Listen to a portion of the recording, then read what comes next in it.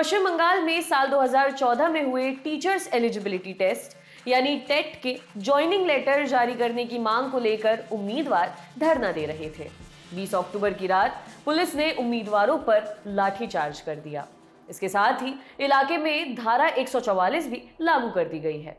दरअसल टेट भर्ती से जुड़े अभ्यर्थी कोलकाता के सॉल्ट लेक इलाके में Paschim Bengal board of primary education यानी WBBPE के ऑफिस के सामने 17 अक्टूबर से धरना प्रदर्शन कर रहे थे। धरना कर रहे लगभग 500 अभ्यर्थियों को पुलिस ने हटने को कहा, लेकिन अभ्यर्थियों ने हटने से मना कर दिया। खबरें हैं कि उन्हें हटाने के लिए पुलिस ने उन पर लाठियां बरसाना शुरू कर दिया। आज तक की रिपोर्ट के मुताबिक एक पुलिस अधिकारी ने कहा, धरना कर रहे उम्मीदवारों ने जगह को खाली करने से मना कर दिया था। हमने कई बार उनसे जगह को खाली करने को कहा, पर उम्मीदवार फिर भी नहीं हटे। आखिर में हमने 12:32 के आसपास कम से कम बल का इस्तेमाल कर उन्हें जगह से हटाया। लेकिन अपनी मांगों को लेकर धरना दे रहे अभ्यर्थियों ने कहा कि पुलिस ने उन पर जबरदस्ती लाठियां बरसा दी। धरना दे रही एक अभ्यर्थी शिला दास ने आज तक को बताया, पुलिस ने हमारे साथ हाथापाई की और हमें घसीटा गया। हम लोगों को जबरदस्ती गाड़ियों में भर के ले जाया गया। यहाँ तक कि महिलाओं का भी शारीरिक शोषण किया गया। हम लोग जगह से 100 मीटर दूर भी हो गए थे, लेकिन फिर भी पुलिस ने हम पर लाठियां चलाई। उम्मीदवारों पर लाठीचार्ज होने के बाद से ही विपक्ष ने पश्चिम बंगाल सरकार पर हमला करना शुरू कर दिया। मामले की निंदा करते हुए भाजपा विधायक अग्निमित्रा पॉल ने पूरे राज्य में धरना आयोजित करने की धमकी दे दी। मीडिया से बातचीत में उन्होंने कहा, पुलिस ने रात के समय धरना दे रहे उम्मीदवारों को पीटा है। हम ये सब सहन नहीं करेंगे। हम 21 अक्टूबर को पूरे राज्य में धरना प्रदर्शन करेंगे। पॉल ने आगे कहा कि ममता बनर्जी सरकार ने ये वादा किया था कि साल 2014 के टेट क्वालिफाइड उम्मीदवारों को नौकरी दी जाएगी। सरकार ने 20,000 नौकरियों का वादा किया था, लेकिन अभी तक कुल 6,100 पदों को ही भरा गया है। इन उम्मीदवारों को अब दोबारा टेस्ट और इंटरव्यू देने को क्यों बोला जा रहा है?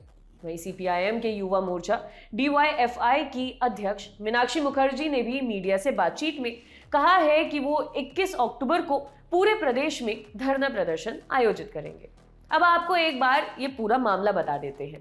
पश्चिम Bengal board of primary education राज्य में टीचरों की भर्ती के लिए टेट परीक्षा का आयोजन करता है।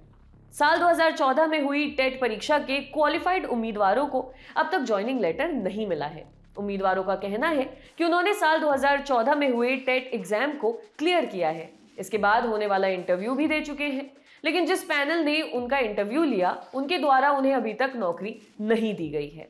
इंडियन एक्सप्रेस की रिपोर्ट के मुताबिक टेट परीक्षा आयोजित कराने वाले Paschim Bengal board of primary education ने कहा है कि पैनल का कार्यकाल समाप्त हो चुका है, यानी जिस पैनल ने इंटरव्यू लिया था वो अब काम नहीं कर रहा है, जिसकी वजह से उम्मीदवारों को दोबारा परीक्षा में बैठना होगा।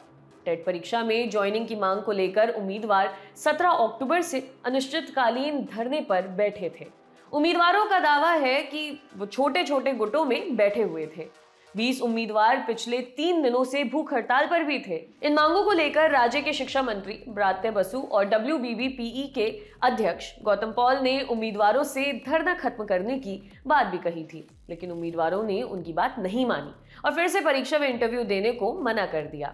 एक अभ्यर्थी ने कहा कि दोबारा परीक्षा और इंटरव्यू देने पर भी क्या गारंटी है कि हमारे साथ धोखा नहीं किया जाएगा। पश्चिम बंगाल सरकार में विपक्ष के नेता शुवेंदु अधिकारी ने राज्य की स्थिति पर चिंता जताते हुए राज्य सरकार की तुलना जर्मनी में हिटलर सरकार से कर दी। उन्होंने कहा कि राज्य प्राथमिक शिक्षा बोर्ड कार्यालय के बाहर धरने पर बैठे प्रदर्शनकारियों को जबरन उठाने के लिए बल प्रयोग किया गया। देखते रहिए दी लल्लन टॉप। शुक्रिया।